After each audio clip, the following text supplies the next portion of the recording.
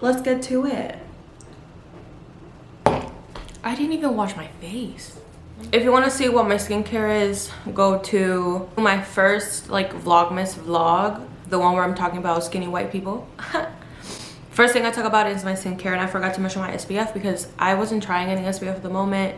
I couldn't, it always breaks me out, but today I'm gonna start trying Innisfree sunscreen SPF. I really trust that brand. I really like it. Another disclaimer, para los que hablen español, me perdona, este video no va a ser en español porque este tipo de modelaje yo solamente sé las cosas que están pasando acá en Estados Unidos, entonces no sé lo que está pasando en otros países con el tema de modelaje, así que I'm so sorry. This is probably one of the easiest makeup tutorials you will ever see. I don't really be doing all that much, and that's what it is about casting makeup. You technically probably don't even have to wear any. I mean, they recommend you to not wear any, but I always wear a little something, you know. It's okay to wear some, as long as it doesn't look caked up or like obvious contouring, you know what I mean. We're going to moisturize these lips because we don't want no crusty crusts. The main question I get asked is, Javi, how did you become a model? How do you start? How?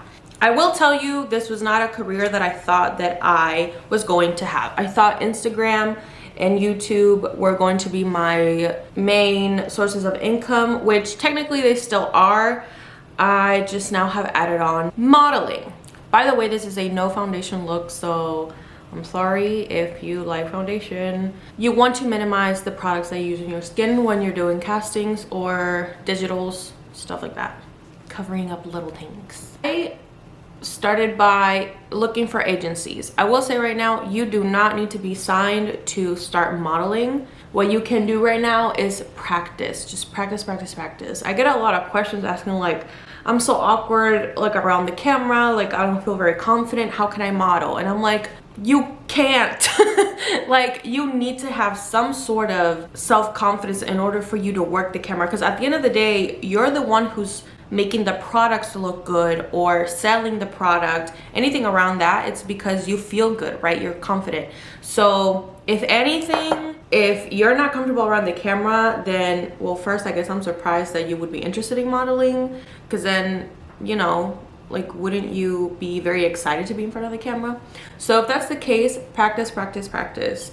Even if you're like this top-notch model, even if you're experienced, whatever, the love of being photographed and the love of being in front of the camera should always be, it should almost just come a second nature. So a lot of people think that I'm like this, you know, I've been modeling for a long time. I haven't. It's only been a little bit over a year. I've definitely learned a lot, and I've learned a lot about the industry itself. Always practice, always take pictures, work with photographers, ones that aren't sketchy, obviously.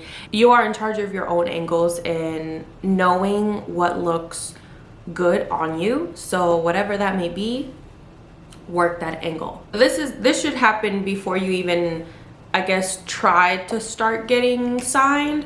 It's okay not to have any experience, but obviously some experience is encouraged, you know what I mean? I'm gonna cream bronze, not really contour, with the Fenty Mocha Stick.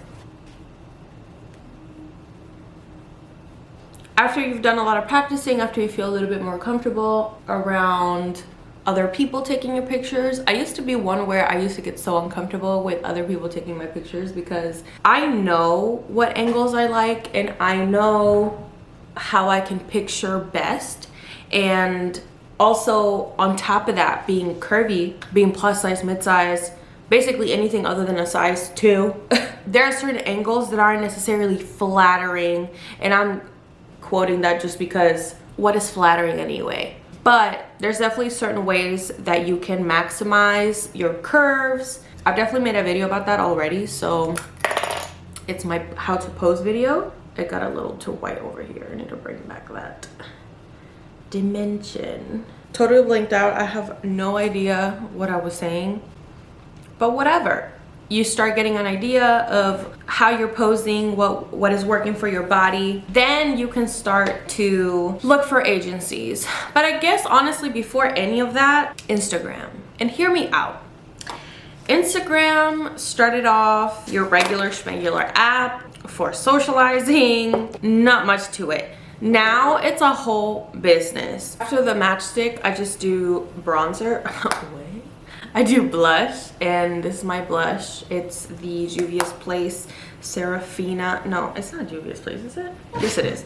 Serafina blush. It's super pigmented, so I don't use a ton of it. I just do a little bit. And I always focus it out here. I have chubby cheeks. So if I concentrate the product over here, they're gonna look chubbier. And I also have a round like face shape. By concentrating the blush right here, you elongate your face a little bit more. Just a little trick. Not everyone should do it this way though. Definitely find a technique that works for your face shape because everyone is different. Clean up your social medias, y'all. I'm sorry, your college pictures with beers, not gonna work. I'm sorry, I'm telling you right now, you need to hear it. There's a lot of people that get scouted online. It doesn't always happen, but when it does, you want to make sure they're looking at, you know, the best of you, a little more professional you. It does help sometimes when you have a little bit of a following, but not always. I mean, don't count on a good following in order to get signed. That's not gonna happen. They need to see something in you, right? Here and there, sure. If there's like an aesthetic, a little bit of a theme going, great. You also need to showcase your talent, the fact that you know your angles and that you know what you're doing. I'm doing highlight now, literally just a little bit, because we're already a little bit shiny from the SPF and the moisturizer. So always go for moisturized skin, because that way it looks like you're glowing from within. So I put it on top of my blush. That's pretty much face makeup. This is also what I do to take pictures, because I be feeling too lazy and I don't like wearing foundation a lot. TikTok now, and my agency did this actually. They're doing scouting through TikTok. So go on like model TikTok, like hashtag model TikTok, and maybe you'll find some agencies there. Maybe you could get scouted if you do it videos. But these are really just like new ways of finding talent. I should have written this down. I'm sorry. I'm literally going off the top of my dome. I guess looking for an agency. If you follow me, you more than likely have a body type like mine, and you're wondering about plus size modeling or mid-size modeling, whatever you want to call it. Anything other than regular stretch size. And so for that, I say it's okay to start with a smaller agency. Totally okay. It's also okay to reach for the fucking stars, and if you want to be signed to like Wilhelmina or Ford models, go for it. Literally no one is stopping you. No one knows what could happen. So submit to every agency that you want. Look at their websites, look at their boards, see what they're looking for. Their boards are, you know, where their models are, and see what kind of people they're signing. I'm using Wonder Beauty brow gel, and I just combed them up. Like I was saying, look at their boards, see what they're looking for. We're gonna talk about rejection in a little bit, but sometimes you aren't what they're looking for. That's also something you might have to prepare for, but with this career, that's gonna happen many times. Still getting used to it. And before submitted digitals, I will tell you like what those look like, but it honestly depends on what this agency is asking for, because sometimes they want bikinis instead of jeans and shirt. Look at what their sample pictures look like and then take your digitals, because you don't want to, you know, spend like 30 minutes taking very basic digitals and they're asking for something else. You're like, well, I'm not prepared. Do your research, write down all your agencies that you want, and then start looking at their sample pictures so that you know what to submit. Because if you submit something else, they're gonna be like, well, you didn't read the submission page. I guess we could go on to talking about digitals. And I need mascara. My favorite is the Maybelline, Revlon So Fierce mascara. You can see it snatches your eyelashes like crazy. This is a great face for digitals. If you're following this makeup look, it's super simple. It pretty much looks like I have nothing on. You can still see some of my skin texture. Well, most of my skin texture actually, because I didn't even use foundation. My skin texture is still there. You can see all my beauty marks.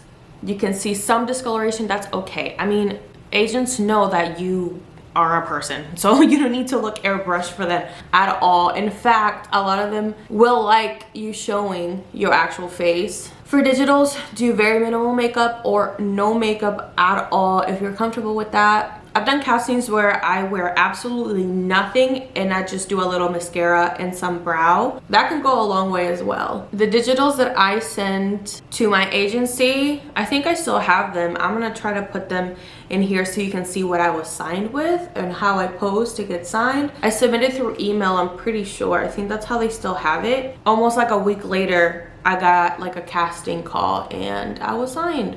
I found my agency through Instagram. You can find a lot of agencies through Instagram, to be honest, because like I said, I'm new to the modeling world, so technically I don't really have all the answers that you need that maybe like a more seasoned model can give you. But this is what I went through and this is just what I've seen and what I've learned.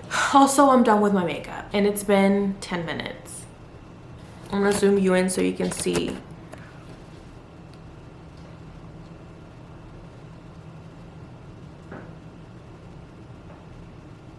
I also, I need to do my hair too. I showed you my digitals. I've taken a few more since then and I'll just keep showing you, I guess, throughout this whole thing. Sometimes they ask for bathing suits, sometimes it's lingerie, sometimes it's jeans and shirt, which personally is my favorite because that's just how I dress on a day-to-day basis anyway, and I have endless amounts of shirts. I've gotten feedback here and there from other models that for casting, sometimes you don't need it to be so monotone. You can wear some color, but for the most part, it's just neutral. So that means a black tank top or a black fit. Just make sure everything is fitted. Fitted jeans that show your entire leg. So that could be more of like a straight jeans if you want. Just no distressing, no fading, no nothing. Just either nice light wash or nice medium wash or nice dark wash or black. You want to still follow the protocol, but also you need to stand out in a way. So it's hard, and I don't want to give you the wrong advice. This is just what I've experienced myself. This is why I'm wearing this right now. But it also makes me feel very confident. This color just makes me feel very cool. It makes me feel like a businesswoman. It makes me feel like I'm mysterious. So take that with a grain of salt too, because you know, black may not be one of your favorite colors to wear, but we usually wear a bodysuit because I know bodysuits are very fitted. But also I really like my hair, so I usually like blow it out, and I definitely have it more done than undone, and that way you look more polished. Oh, updating digitals and just working in general. Once you're signed, you need to work on your book so that they can show your book to clients and so that they can see that you have an array of work that you've done, which means that you're just good at everything. Also, testing can be pricey, so as for pricing and everything, you pretty much pay for everything. Your agency doesn't really pay for anything unless a client wants to pay for your travel, which would be great. So you need to be ready to provide yourself with plane tickets, travel expenses. So that's why they say that you should be closer to your agency so that traveling and stuff for clients isn't that bad. I'm signed in New York and Brooklyn, and I live in Baltimore. So for me, it's really not a task to go to Baltimore. I mean, it's not a task to go to New York. I could hop on a train and go, or hop on a bus and go. Right now, I'm not doing it. I don't feel very comfortable doing it. Everyone's understanding of that. You should be a little bit close to your agency.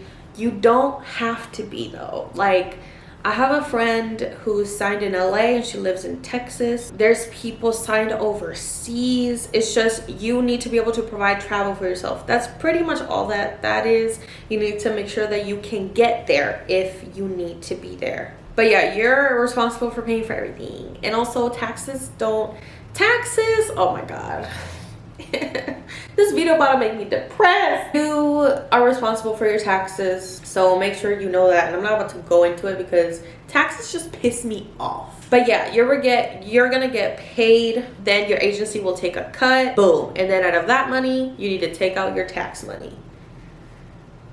Simply explained. Oh, everybody's talking about rejection. Okay, you need to be comfortable with it. You need to be okay with the fact that they're gonna look at you and probably not even take a second look. Like, they're just gonna be like, okay, next. It can be ruthless. It can be very quick. It can be, I'm talking about castings mostly. I went to a Nike one before and it was so quick. People were nice, but it was just so quick. Like, you were in and out. I remember going to a Target casting and I sort of blocked out because when I walked out of that room, I was like, I don't even know what the fuck I did. Obviously, I didn't even get the job, so I knew that I didn't do great, and that's okay. It's all right. Learning experiences forever, basically. It's like you can never get too comfortable. You can't. They're gonna make you do weird shit. They're gonna make you act sometimes, and maybe you're not a great actor, and that is okay.